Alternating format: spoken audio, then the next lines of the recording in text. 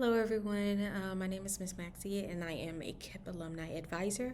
I'm going to kick us off with getting you started on the new FAFSA system. Similar to the past, you're just going to log in with your FSA ID username and password. Then it'll take you to this start screen where you'll be able to click on Start New Form. All right, then they have this new welcome page where it'll say your name, and then you'll be able to identify that you are the student. All right, something else that's also new is that they have this 4 sections at the very beginning just to let you know what you're getting into with the FAFSA form. This first section is just a video you can watch if you want to learn more about the FAFSA.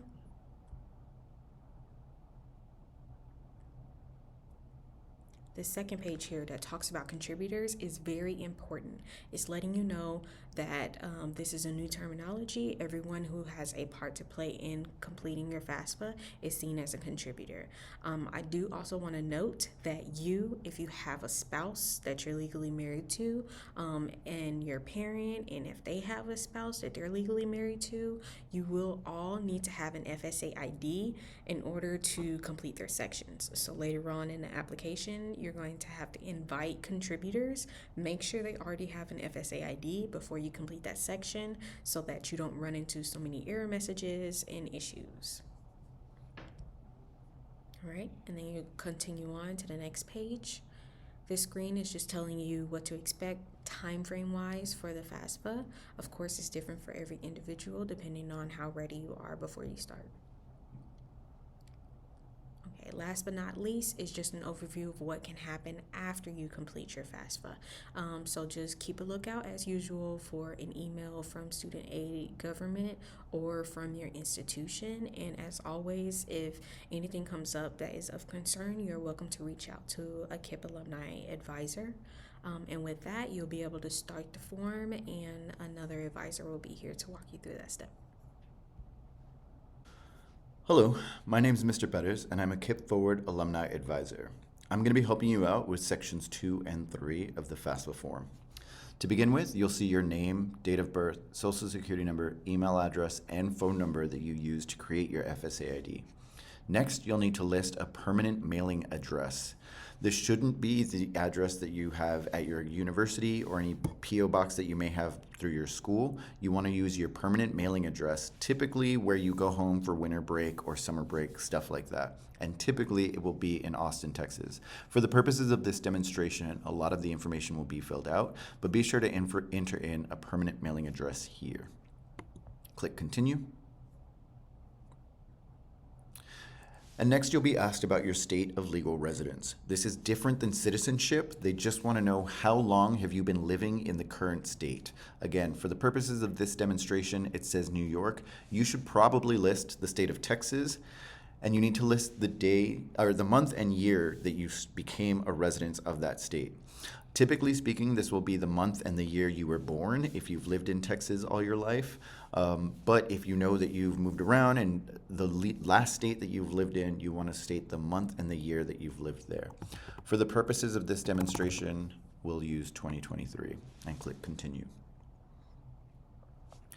Next, you need to provide consent and approval in order to be eligible for federal student aid. This screen shows that you will be using your 2022 tax information, that the information you're providing is true and correct to your knowledge, that you won't be using anyone else's personally identifiable information, and that all of the money you receive will be used for educational purposes. You must provide consent in order to be eligible for student aid. You should click Approve.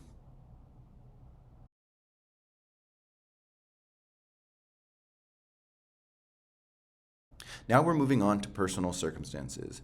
They're going to ask questions here that determine whether or not you qualify for financial aid, but these questions will not affect how much financial aid you receive. Let's click Continue. Here they're asking about the student's current marital status. This is your marital status. A majority of our students will click single, never married. But if you are married or have been divorced or separated, you may need to provide financial information from previous years. So depending on your situation, you may click here, but a majority of our students will click single, never married, and click continue. Next, it asks about your college or career plans for the year 2024-2025. Because most of you are renewing your financial aid, you'll either be a sophomore or a junior. For the purposes of this demonstration, we'll click junior and beyond. The next question is, when students begin the 2024-2025 school year, will they have their first bachelor's degree? No, you will not have your first bachelor's degree. Click continue. Next, they're asking about personal circumstances. Are you currently on active duty with the U.S. Armed Forces? Are you a veteran of the Armed Forces? Do you have children or other people who rely on you for financial support? At any point since you turned the age 13, were you an orphan with no living biological or adoptive parent? Since the time you turned 13, were you a ward of the court or were you placed in foster care? Have you been declared legally emancipated as declared by a court in the state of your residence? Or is there a legal guardianship with someone other than a parent or step-parent as determined by a court? If it's not determined by a court, or if none of these apply to you, you can click none of these apply. A majority of our students will click none of these apply and click continue.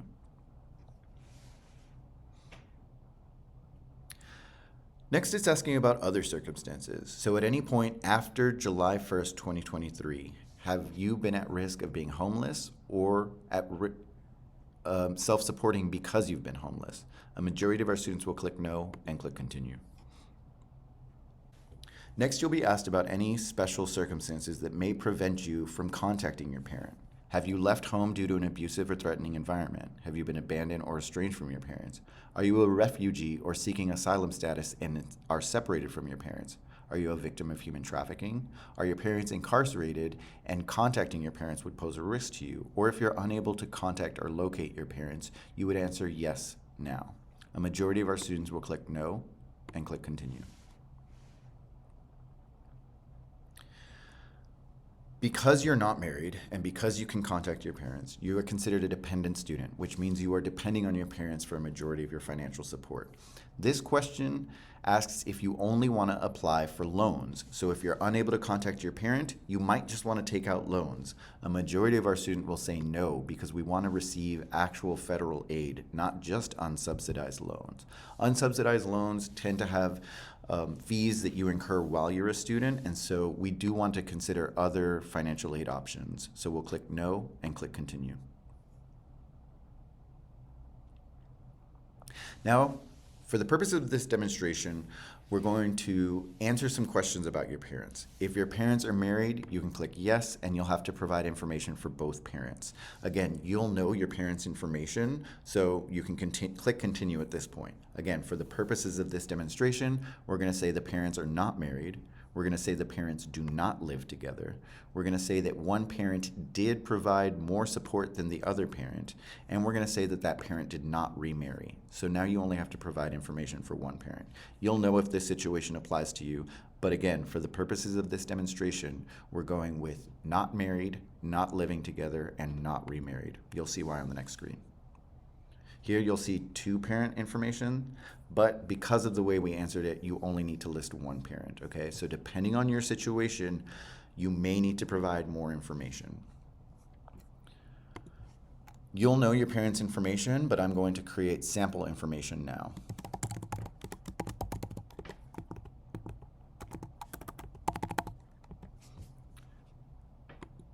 I'm going to click a parent does not have a social security number. Here you'll need to you'll need to list their address instead of just their contact information.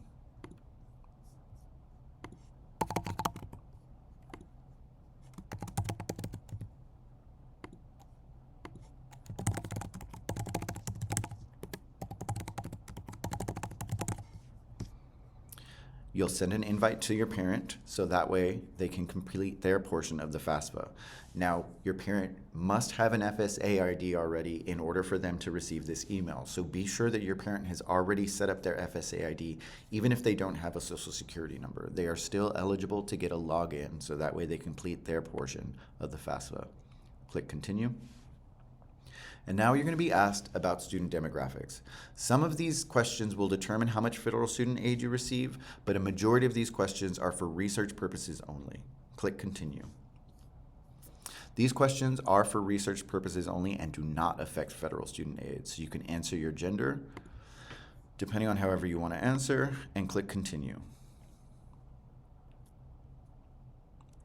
Again, these questions are for research purposes, so the Department of Education knows what kinds of students are going to college, but they will not affect your student aid. Answer them to the best of your ability and click Continue. A student's citizenship status will affect how much aid you receive. Only U.S. citizens and eligible non-citizens can receive federal aid from the government. So we want to click U.S. citizen or national and click Continue. For your parents' education status, did either of your parents attend college? Answer this question to the best of your ability and click Continue. Was your parent killed in the line of duty while on active duty, either on or before September 11th, or performing official duties as a public officer, such as a firefighter or an emergency service worker? A majority of our students will click No and click Continue.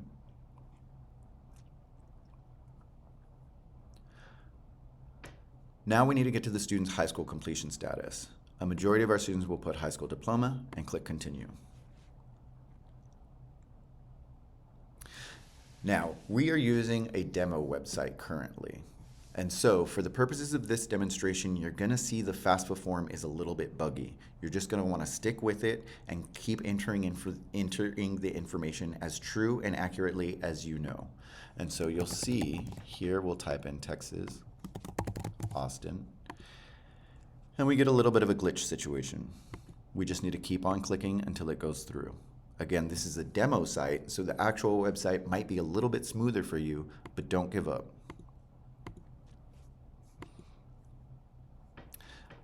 Because it's a demo site, I have to add the school manually, so we're going to do that next.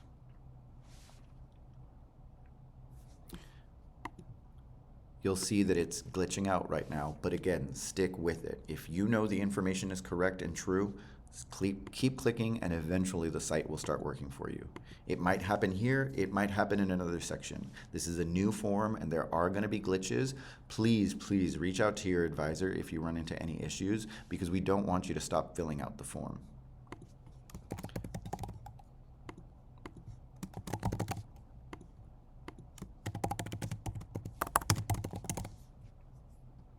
Once you've entered in your information, click Continue. You'll be asked to verify your information. If it looks correct, click Continue. And now you're ready for the next section. Hi everyone, my name is Ms. Garcia and I am a KIPP Alumni Advisor. Today I'm going to be going over the student financial section of the FAFSA. Some of the documents you might need to just get started are the 2022 1040. It does indicate 1040 at the top, 2022. And additionally, if you did not file taxes but maybe you worked, this is the other form that you might need, the 2022 W-2 form. In 2022, the requirements to file income tax were $12,950. And so if you made $12,950 or more money, then you were required to file that 1040 income tax form that I just showed you. But if you made less than that, then all you will need today is that W-2 form to get started, okay? So the first questions are asking about the 2022 tax return information. The first questions are asking about IRA rollovers, and IRA is a retirement plan, and so if you don't have a retirement plan or if you've never heard of an IRA, then likely you will not be responding to this question. But if you do have a response to this question, you would find it on line 4A or 4B on this 1040 tax return, so you see it highlighted there. On the next question is asking the amount of college grants, scholarships, or AmeriCorps benefits that you reported as income to the IRS. Now, if you did file in 2022 and you had scholarships that you reported, then this would be fresh in mind and you would know what to respond here. It would be attached to your tax return documents at the very back. But if you don't know what this is or you've never reported your scholarships to the IRS, then you would just indicate 0 here. The last question is foreign earned income exclusion. Now, this generally doesn't apply to our students, but if you do have a question about any of these questions that were asked, please just communicate with your alumni advisor to make sure that everyone's on the same page. And the next questions, they're asking about student assets. And so please recall that these are student assets and not parent assets. So the first one is, how much money do you have in total cash, savings, and checking accounts? And this does not include student financial aid. So please just make sure that it's money that you've already dedicated to educational expenses. And educational expenses can include your housing bill, your meal plan bill, transportation, tuition. If you've been saving money and you are saving it for school, then that would be something that you can indicate here. Now, if you have money in those bank accounts, but you're saving it for responsibilities, maybe you have rent, a car payment, anything that's already going to be spent, then it's not money that you can indicate for financial support for education. So if you do have a question about that, that one is a little bit confusing, so please just refer to your alumni advisor. The next one is asking about current net worth of investments, including real estate. Now, please recall that this is student investments and student real estate, and it does not include the house that you live in. So if you have an additional home that you don't live in that is for rental income or any sort of other investment, this would be something that you report here. The last question is similar. It's your investment in business or investment farms. Now, the businesses do have to be larger than 100 employees. So generally, this is going to be 0. But like I said, if any questions come up, please just refer to your alumni advisor. And those are all the questions for the student financial section. We can move on to selecting colleges. Hello everyone, it's Miss Maxie again. So I'm going to move us forward in the section where you select which colleges you want to add to your form. All right, so once you click continue, it'll take you to this screen where, similar to the FAFSA in the past, you will search up a school in whatever state you choose. So if we go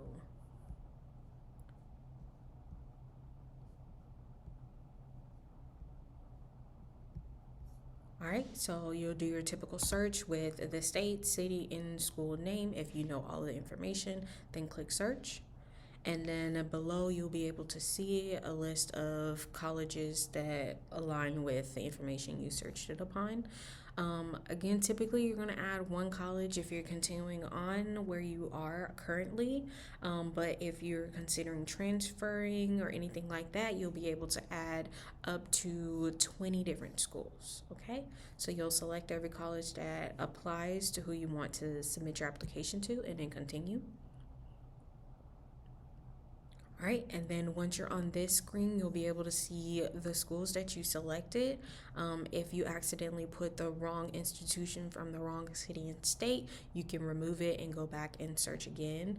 And of course, after you complete this section, you can go back in later on and make corrections and add new schools if a new school comes to mind. And then you'll be able to continue forward. All right, and then that is the conclusion of filling out that last section. You'll be taken to this review page, and now another advisor will be able to guide you through this section.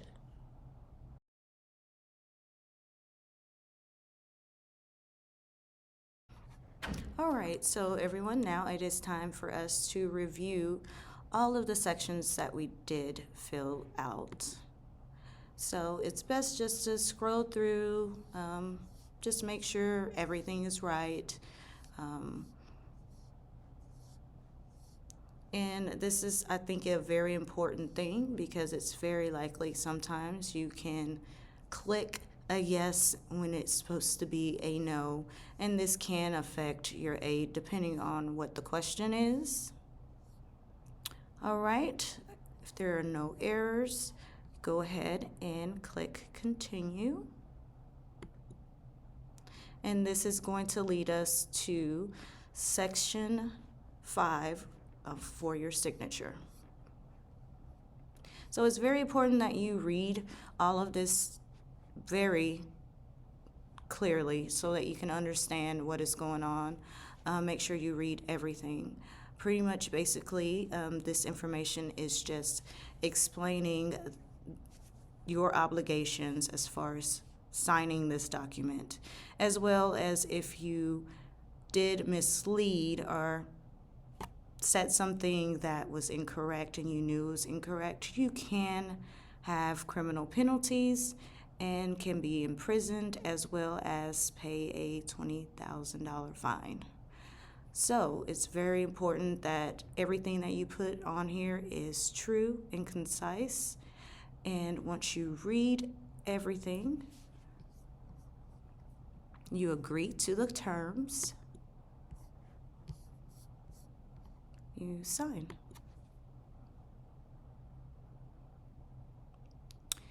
And the student section is complete. The only thing is, you are not done. We have to have all the other contributors go ahead and do their part, and they would be listed here. So contributors can be a spouse of the student that is filling out this application, a parent, or a step-parent, and/or both. So this is very important that you have all of this information here. Complete, talk to your contributors. They will have an email sent to them so that they can go ahead and do their part. This concludes the student section of the 24-25 FAFSA.